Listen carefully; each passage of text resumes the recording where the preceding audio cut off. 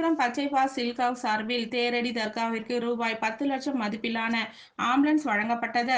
காஞ்சிபுரம் காந்தி ரோட்டில் உள்ள பச்சை பாஸ் சில்க் ஹவுஸ் சார்பில் காந்தி சாலை தேரடி பகுதியில் உள்ள தர்காவிற்கு ரூபாய் 10 லட்சம் மதிப்பிலான ஆம்புலன்ஸ் வழங்கப்பட்டது. இதில் பச்சை பாஸ் உரிமையாளர்கள் சுந்தர், கணேஷ், பச்சையப்பன் ஆகியோர் தலைமை தாங்கி நிர்வாகிகளிடம் வழங்கும் விழா நடைபெற்றது.